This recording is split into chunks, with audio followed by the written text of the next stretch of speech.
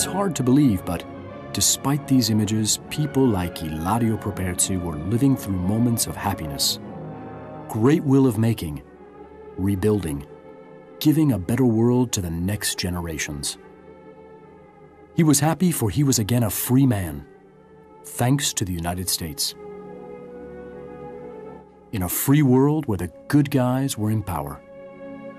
He was not a rich man, and almost everything had been lost during the war, but he had been working hard on his new idea when not too busy in sabotaging the Nazis.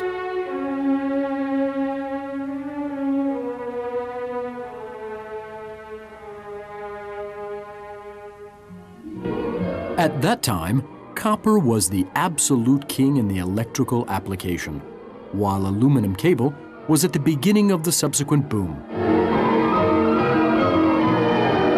Both rod and less precious rod like zinc and lead were produced by rolling wire bars and to a much lesser extent by extruding billets.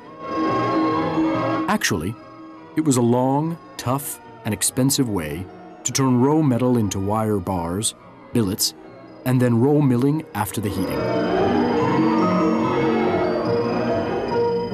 All this only to get little 100-kilogram coils.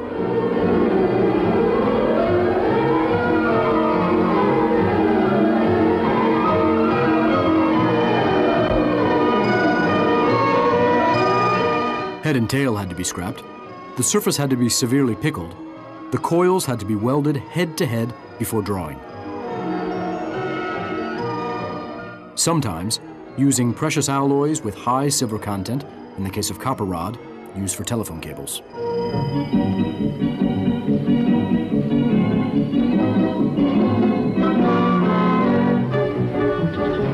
Ilario Properzi got down to work in this building, and in 2 years, the continuous casting and direct rolling of non-ferrous rod came to light, from melted metal to an unlimited coil in just 1 minute.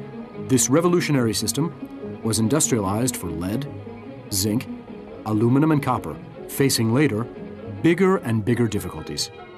The first line was exhibited at the Milan Fair in 1948.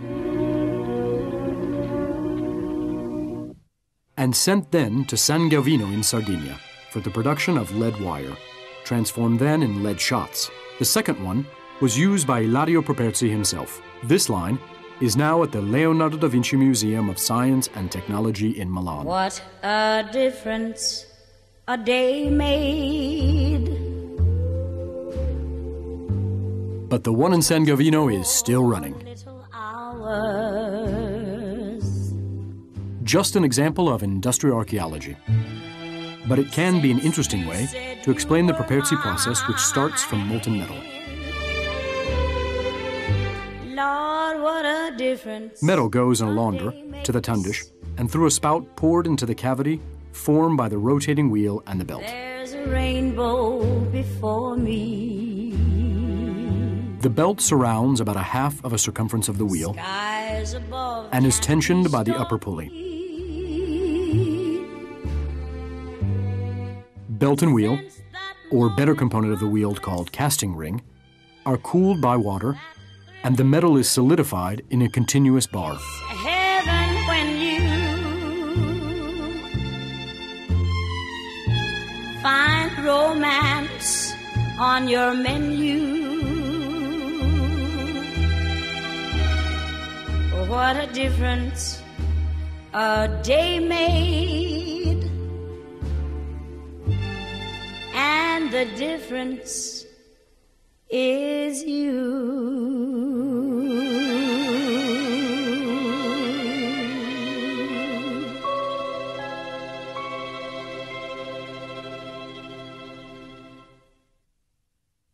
But let's go back to the 50s.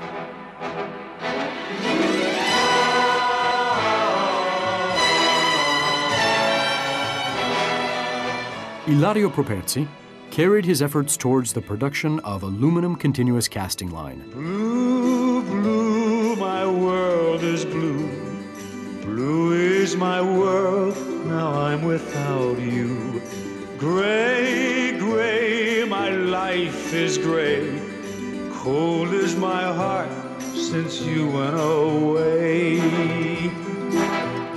A metal conductor of great use for electrical cables, especially for bare overhead conductors. At the same time, on a similar line, he threw down the gauntlet for the copper.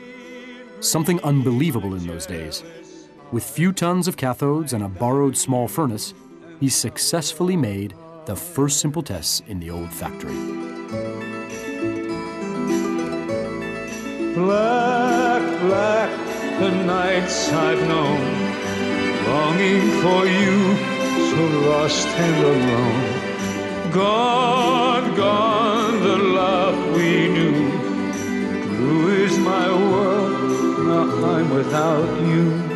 Black, the nights I've known, longing for you, so lost and alone. Blue, blue, my world is blue.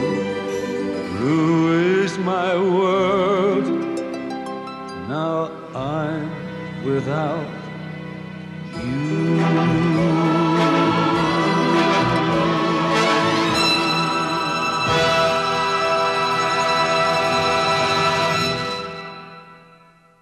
Oggi, professori, che inventiamo? Inventiamo l'automobile? Ma l'hanno già inventata. Prendiamo due ruote e le mettiamo qua. Un bel motore che veloce va. Poi ci mettiamo un bel fanale ed un clacson dalla voce originale che ti fa. The 60s, La Dolce Vita, and the Italian style got a footing, and Ilario's machines became bigger and bigger, more complicated and more sophisticated.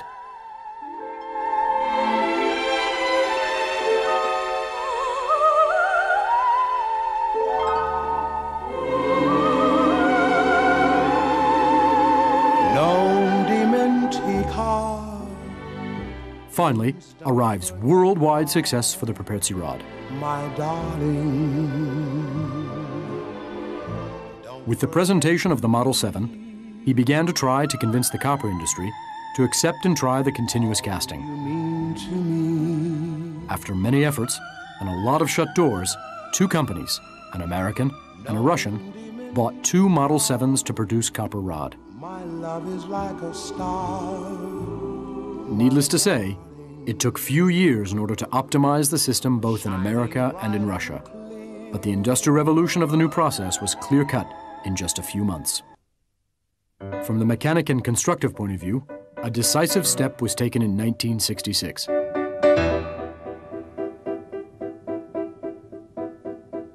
With the birth of the Model 8, that persuaded the big North American manufacturers. During a tour with his son Giulio, who was in this way baptized, they signed contracts for 6 equipments. It was 1966, and these lines prove that Properzi was more than able to supply high production equipments.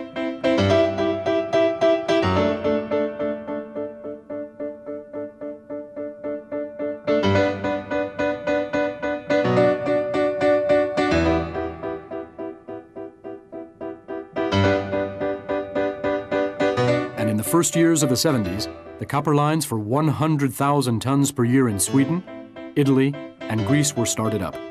This last equipment is still on production exactly as it was.